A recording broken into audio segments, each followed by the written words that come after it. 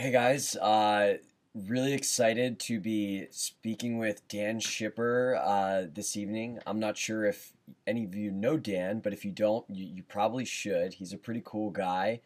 Currently a junior at University of Pennsylvania, working on a startup.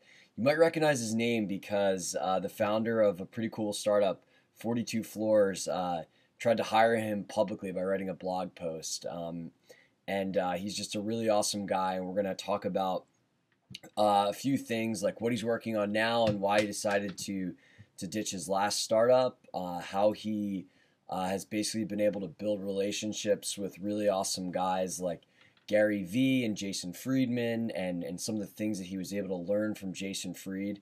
And then lastly, how he balances not only being a philosophy major at Penn, but also running a startup at the same time, which is pretty impressive if you ask me. So here we go. Here's Dan.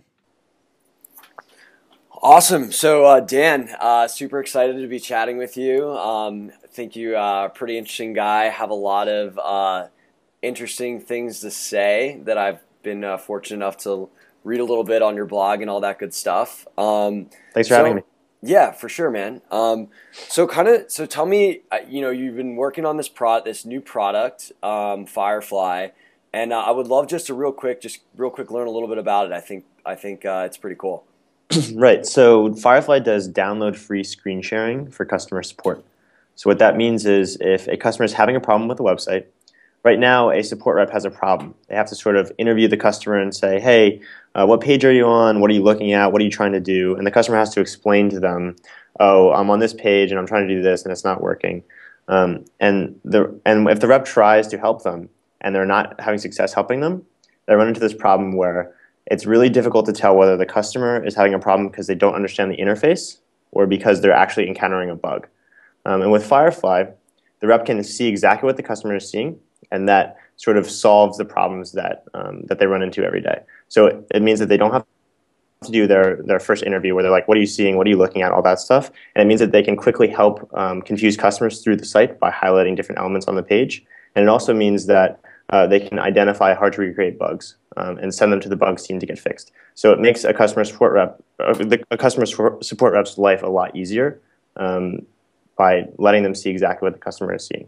Makes total sense. I've had a zillion times where I'm like, even something as simple as like I was trying to pay off some student loan stuff the other day, and describing like this like archaic screen to somebody on the other end of the line who's like probably on their Facebook and their Twitter while they're talking to me is never fun. So I'm personally super fired up that you guys are creating this. And how did you get the idea for this? I mean, my dad called me one day and he's like, I spend all my time on the phone trying to explain documents to people. And like we're both looking at a Word doc, we're both looking at a website, and I'm trying to explain to them like where they should look. And I want something like, if you're looking at an Excel spreadsheet, you can say, okay, look at E4. So I want something like that for the web or for a document where I can just say, look at E4 and everyone knows what I'm talking about. And so I thought about that and told it to my co-founders, and they built the first version at the Penn Apps Hackathon about a year ago. And it just sort of went from there. So this has been brewing for a while. This is not a thing that you guys decided to just throw up 3 weeks ago. And but you were still working on Airtime a year ago. So tell me a little bit about that, because I know I'm pretty interested personally just to know kind of why you guys decided to stop working on it. And yeah, I'd love to. So let me first tell you like what Airtime did, and then we'll get into sort of why we're not working on it as much anymore.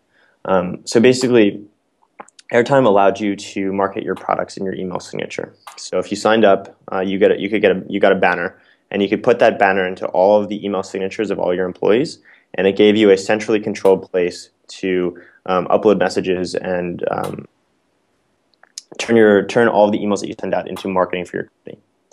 And so, thanks. And Airtime was a really interesting experience because when I first built the first version, I built it in 24 hours. It was really easy to set up at first, and I got about 20 people I knew, maybe 15 people I knew, to start using it right away. And I was like, okay, this is validation. Like this is totally, this is a really cool product that people want.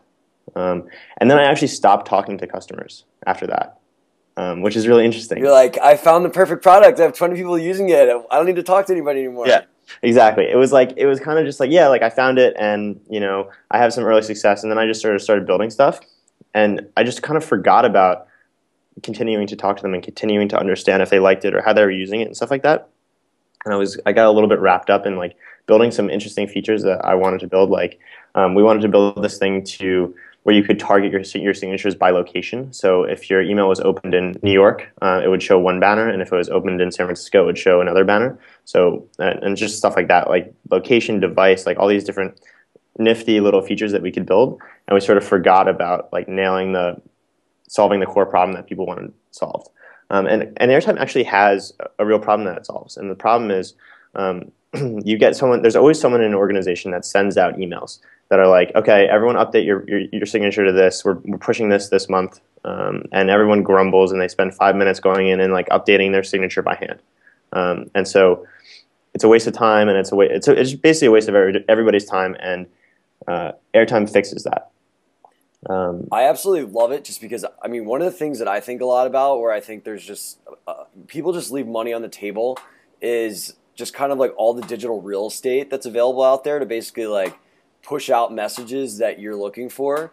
Like I love when I see a CEO's Twitter handle or Twitter bio or like LinkedIn profile. It's like, I'm looking for a Ruby developer, like, or something like that. And, just the type of lead gen that they can create for themselves by like putting transparency to like all that digital real estate that people don't do, I think is awesome. I agree. So totally really cool. And then, so I guess like I want to know two things. Like, A, like was that the biggest lesson you learned in terms of like I need to be talking to customers and iterating constantly, and then B, I also want to know, at what point you decided it was time to stop working on it. I think, so I think a big lesson is like talking to your customers is not something that just happens once. It's something that happens, when you first have the MVP, but it continues to happen as you grow and as you sign more people up and as you build stuff. So that's one thing. And I guess the other question is why we stopped working on it as much. So I think that there's a problem, and I think that Airtime attempted to solve that problem, but I don't think it solved it as well as it could have, because we weren't focused on the problem when we were building stuff. And so I think that we could come back and sell it a lot better now, and rebuild the product, and have it solve the problem a lot better. But we just didn't put in the time to do that, and we didn't do that because we had this other product which we were excited about and people wanted to pay us money for. That's usually a pretty good indicator. And so you should work on it. It's awesome. Yeah, so we sort of, I'm actually planning to write a recap blog post on this, because I think it's important to talk about, and I think it's easy to sort of gloss over like mistakes or products that didn't work out. And so I think we were just sort of looking at it and we were like, okay, we can go and like try to rebuild Airtime, or we can like work on this new exciting product that people seem to like, and we chose the latter, and it seems to have worked out so far. That's awesome. I think and this kind of like ties into, I absolutely loved your post on basically what you learned in a conversation with Jason from 37 Signals, and before we kind of talk about, one of the things that I'm fascinated about is like basically like how to get in front of people, how to build those relationships. I really liked how you touched upon like specifically like understanding what your product does and what that really means. And I think a lot of people, especially because a lot of people who like go to my blog and are probably going to see this, are people that are interested in sales and BD.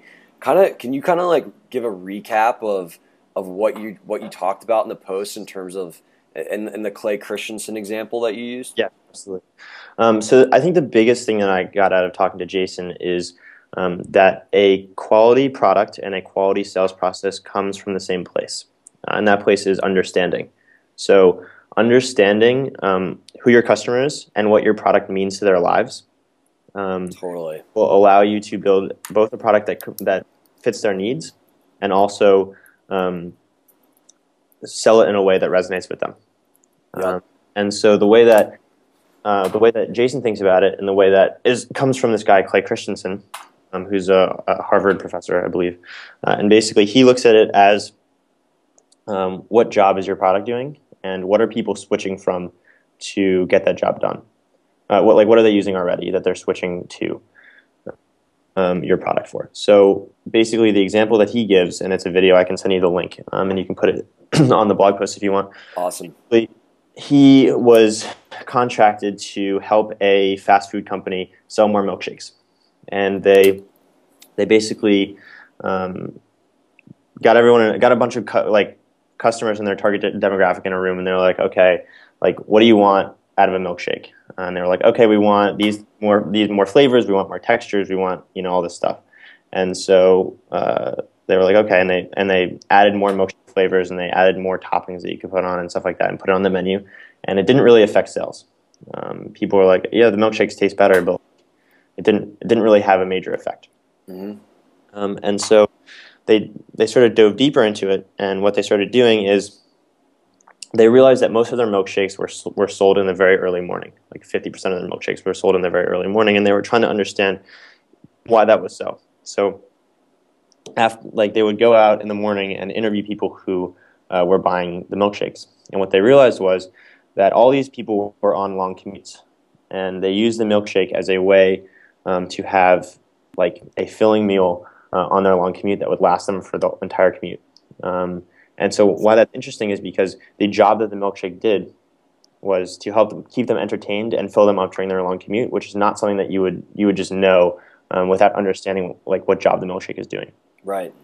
And so when they originally thought, okay, we're competing against McDonald's, we're competing against Burger King, that's not really true. What they were really competing against was, should I have a banana on my commute to work today? Should I have a donut on my commute to work today? Yep. Having that knowledge of how your product is used and what it means to people's lives allows you to make decisions about how your product should be marketed that makes the marketing a lot more effective. It's so true. I mean, I think about sales in the beginning. It's all exactly what you touched upon. It's all about data collection, and then that frames like how you should actually pitch or market or whatever it may be. And I think about like single platform, and like to some restaurant owners, yeah, it's being able to update my special in real time across hundreds of sites.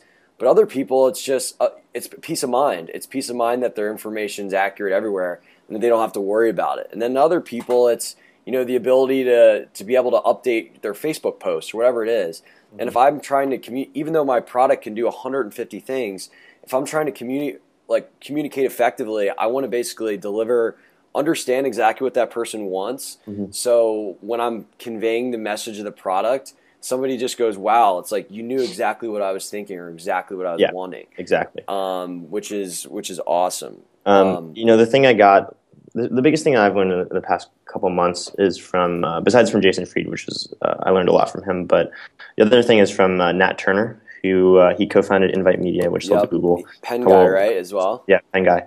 Now he's running Flatiron Health, and I was talking to him about like sales. And he basically said, like, the thing that you want to do if you go into a room and you're doing a pitch, you're doing an enterprise sale, is shut up and let the other guy do the talking. Yep. And just elicit as much information from him as you can, and listen really well and take notes.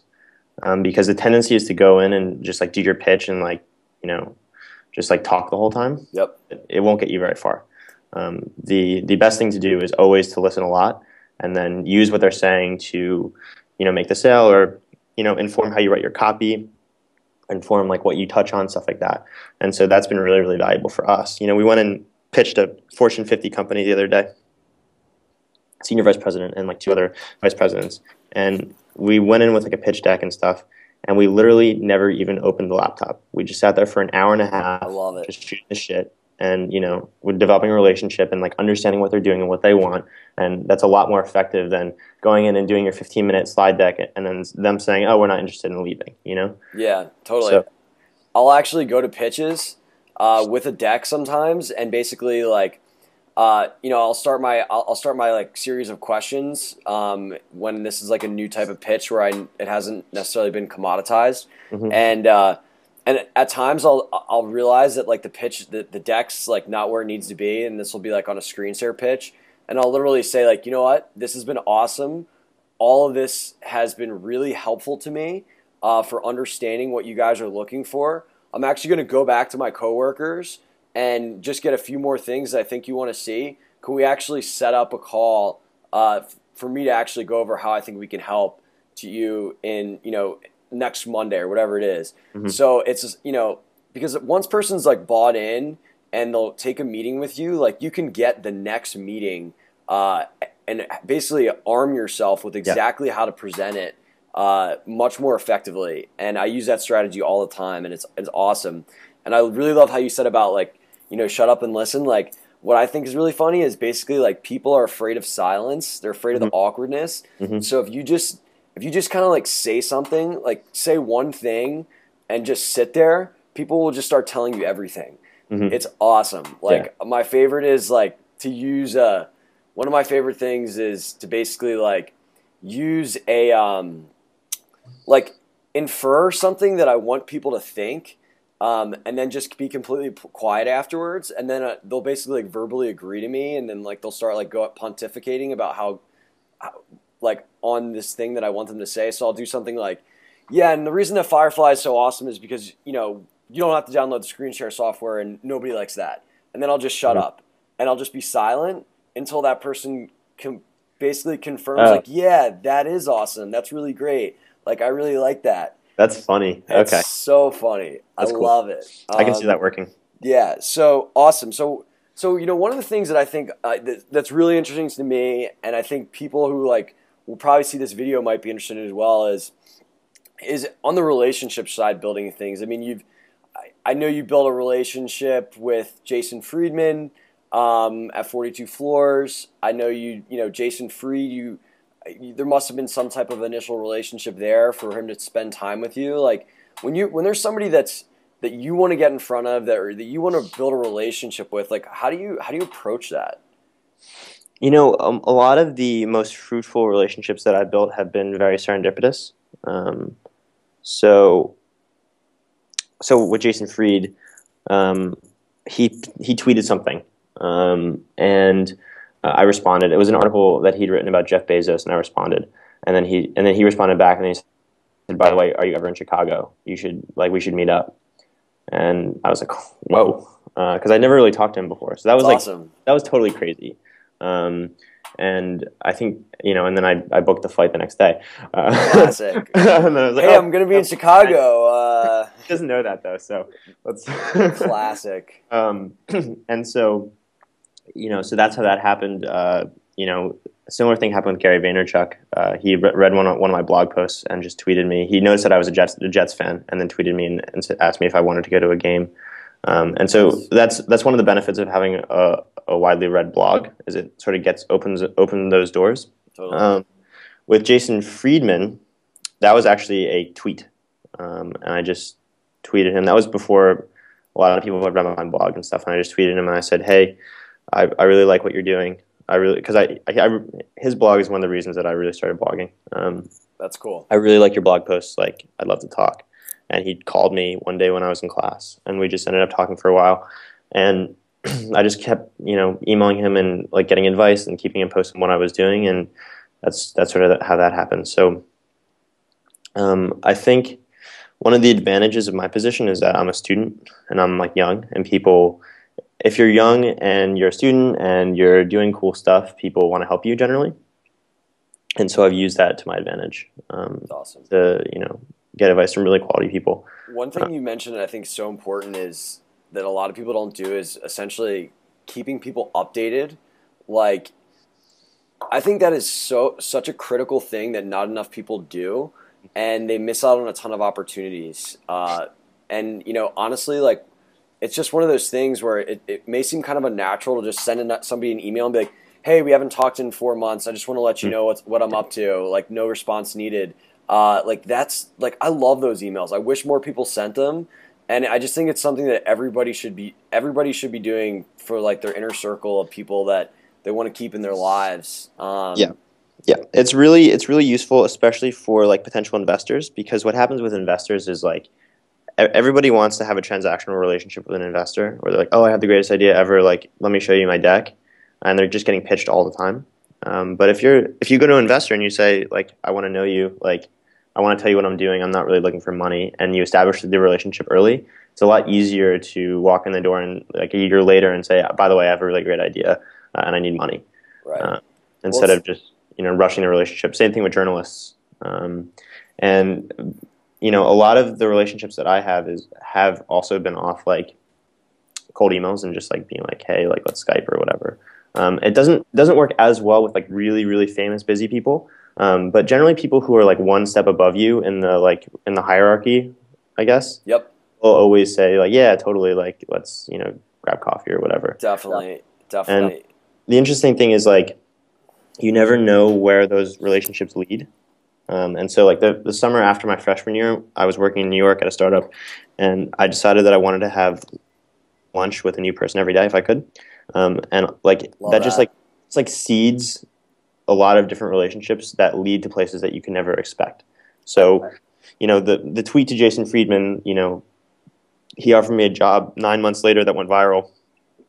I would never have guessed that that tweet would lead to that result, which is like, getting covered in Business Insider Inc., TechCrunch, whatever. I'd never have guessed that. And if you put out enough, if you develop enough relationships, you'll develop a few champions that really like want to help you, and you can't predict who those are going to be at the beginning, but that will happen, and those people will take you through your career. I think you're right on. I love the analogy too of just like sowing seeds and like letting them germinate, and I think it's like one of those things where like people, if they look at a guy like you, like a lot of people, like he has this blog that's awesome, and these relationships with these great people, and people don't realize that like there's so much like time and effort accrued over like months if not years for those things, and it's just like you have to have the propensity to do things that create long-term value for you, like blogging, like networking, and know that like there's not going to be like an immediate short-term return all the time, but like over time, like you're going to be creating a ton of value for yourself that'll eventually like yield dividends. Yeah, absolutely. And making sure to always like be nice to people is really key. Yep. And trying to be helpful and trying to not like seeming like super shallow. Like if I emailed Jason Fried and I was like, hey, like I love your book, like I want you to help me with my business, he probably wouldn't have responded. But if you interact with them on like a personal level and you show that you're interested in what they're doing. Like I was having a problem getting Jason Fried to respond to me because he said, come out to Chicago, and I said, yeah, I'm down. Like, how about this date? And he didn't respond. And so what I did was I went and did a copy analysis of Basecamp's site where I broke down all the copy and all the pages, and then I did that with one of his competitors and just sent it to him. And I was like, oh, by the way, like I haven't heard back from you. Here's like an analysis of your copy and your competitor's copy. I have a bunch of questions that I have, and I listed all the questions. And by the way, like, does January 3rd work? That's awesome. And I heard back from him the next day, and he's like, sure. And then we just went when I met up with him. We went line by line through each question. And so showing that you've done your research and you know what you're talking about both gives you an excuse to email someone and also shows you that you're legit and that they should meet with you. Yeah, I love that. I mean, it's so efficient when you ask for. It's so important when you ask for somebody's time to make sure that they know that you're going to be using it efficiently. Right. And I mean, it's just so important to come prepared. And I love that you did that, because I mean that's the ultimate strategy, right? Like, basically, you're going to provide a ton of value to this person to the point where like there's what I call like the law of reciprocity, where eventually if you do something for somebody like, and you do it enough times and it makes their lives better, eventually they're going to feel like they want to pay you back or they want to help you or whatever.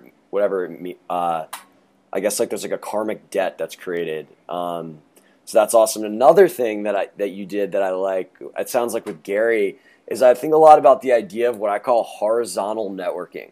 Or relationship building, where there's a million people that are trying to get Gary's advice about marketing that are probably emailing him or trying to basically like get some of his time, but there's probably like 3 people or no one that want to hang out with him around the Jets, right? So you can essentially like supplant yourself into another part of his life that you have a shared interest, a much faster rate, and it'll stand out much more by like trying to go after that.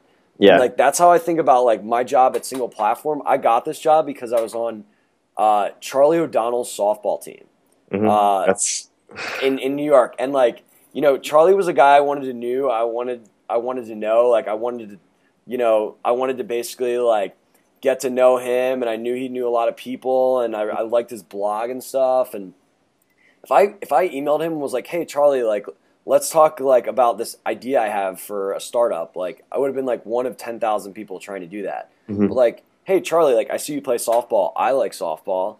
Like let's bond over that. Like immediately I have a much better chance of building a relationship with him than everybody else. I think that the key for me too has always been like I don't want to meet like really cool people to be able to say that I met them. Like I don't want to meet like all these people just because like, oh, like I'm collecting like contacts, It's like I really have concentrated on building real relationships with people, and that has worked. And so being genuine about that, even if you're reaching out to people cold or whatever, but like genuinely like having a real reason that you want to talk to them and genuinely wanting to build real relationships works really well, especially in startups because everybody knows everybody. Yep. And the other thing that'll happen is if you build relationships with people who think you're really smart, they will go talk to other people, and those other people will want to get intros back to you. I've gotten so many intros that I never asked for to really like people I wanted to meet,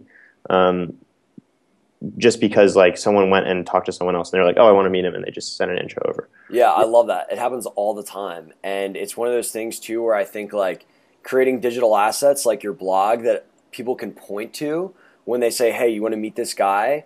Like, I mean, it's all about providing transparency, right? Like if you can, the more transparency you provide online, basically like, the more of those type of opportunities are going to present themselves.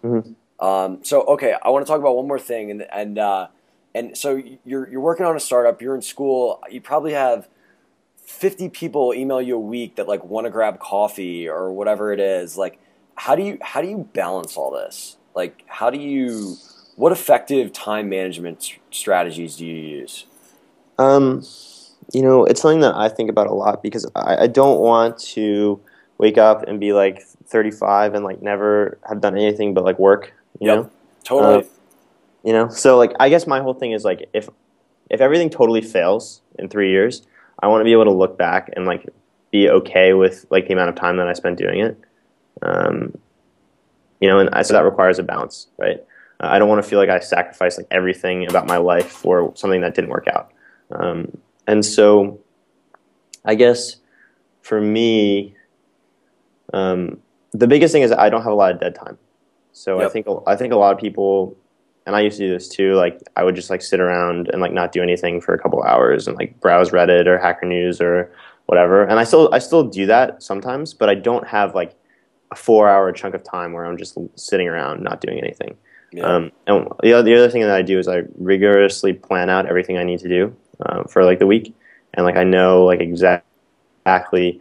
Okay, I have to read this book for this class by this date, and I want to get this landing page out by this date, and so I always know exactly what's on my plate, and so that lets me like get stuff done in advance. So I had to read like a 200-page book for Thursday, and I finished it 2 days ago because I knew that I had to finish it, and I knew I had a lot of other stuff. Like I'm giving a talk on Saturday, so I wanted to have time during the week to work on the talk. So I wanted to finish the book on the weekend, and I did.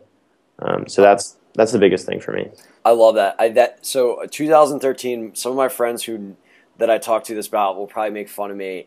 I'm calling it the year of scheduling and planning, because like for me, like I'm a similar type of person where like I don't like dead time, and I'm just all about just like executing things. Like I just, not to sound like a tool, like I'm all about like I just like doing things. Like if I want to write a blog post, I'll just start writing it. Like I'll just start doing stuff. And I was always where I failed was prior in terms of accomplishing all that I want to was prioritizing those things. So I would just like get done a zillion things, but like they wouldn't be the most important things or the most challenging things or the things that were going to move the needle most for me. So, I've started to adopt like a similar type of thing where I like plan out my weeks down to a T, and I like schedule the actual activities in terms of like, 6 a.m., like wake up, like write for an hour and a half, whatever it is, go to the gym. And I mean, it's just been tremendously impactful. And I think it's you have to, because in the times like, oh, I'm going to spend an hour planning my week. Are you kidding me? Mm-hmm. Like that's like I could be doing something for that hour, but like understanding like the one step back, two steps forward of like planning out things is just so critical. Yeah, I mean, there's this really cliche Facebook post that I saw recently, but I think it really captures like the way that I feel about this stuff. Is like the post goes, it's like this professor, and he has this glass cylinder, and he's standing in front of the class, and he pours a bunch of golf balls into the glass cylinder, and he says, "Is this full?" And it's filled to the top, and everyone says, "Yes," right? And then he takes a bunch of M&Ms, and he pours them on top of all the golf balls in the glass cylinder and shakes it around, and the M&Ms like fill in the cracks between the golf balls. And now he says, "Okay, is it full now?" And they say yes. And then he takes a big bunch of sand and he pours it on top of the golf balls and the M&Ms and shakes it around, and it all goes down to the bottom or whatever, fills up every last little hole. And he says, "Is it full now?" And they say yes. And then he pours a bunch of water into it. And Nice. And like that's how I feel about my day. I think that there's always more room than you think there is, and you sort of rise to the occasion if you're really really really busy, and you just stop having so much dead time, and you get more productive and stuff like that. And I think an object in motion tends to stay in motion, and I tend to do a lot of my best work when I'm so busy that like I can barely I know exactly what I have to do, and everything is planned out, and it just makes you super productive going from thing to thing to thing. There's also the reverse of that, where if you need to do something like creative, like a lot of times, like you want to have space, like for blog posts and stuff. Like I want to be able to have space where I can just sort of like sit around and think, and the dead time is useful. So it's a balance, but I think there's always room for being more productive than you think there is. Yeah. And if you think you're busy, I'm guarantee you there are places in your day to be getting stuff done outside of your job or outside of school or whatever it is. Definitely. I really like the quote that you used in talking with Jason, where it was basically, I have it here, but it was just kind of like he's like relentless about like removing things from his business that are unnecessary. Mm-hmm. And I think about that with my time as well, in terms of organization and being efficient and getting things done. Like, is this really necessary, or am I just like doing this to feel like busy and productive? Mm-hmm. So Yeah. super awesome stuff, man. Yeah. Well, I don't want to take too much of your time, but I want to make sure that like how can people, if somebody could help you out with Firefly in terms of like who are the type of people that you're trying to connect with and would find the most value out of Firefly? So I think the people that would find the most value are people who have like SaaS websites. So any website where the website is a product, you have some sort of dashboard or something where people get tasks done in their day-to-day lives on your product, and you do live support, so like phone or chat. So that can be like you're the CEO, you're a customer, you direct customer support, you're a customer rep. Anyone in there is really interesting. So yeah, I think those kind of people are the people that I'm most interested in talking to. So anybody who's watching this, reach out to Dan and email him if you have a SaaS business with a customer service team. Awesome, man. So where can I find Firefly if I want to go find it today? It's usefirefly.com. Usefirefly.com, and I want to make sure people know where they can find you on your personal blog and on Twitter as well, because you put out great stuff. Thanks. So my blog is danshipper.com, SHIPPER, and my Twitter is @danshipper. Awesome, man. Well, thanks so much. This has been awesome. I will definitely, wrap my head around for some SaaS people with customer services, maybe like single platform. Okay. But good stuff, man, and glad to hear all as well. Absolutely. Thanks for having me. All right, take care, man.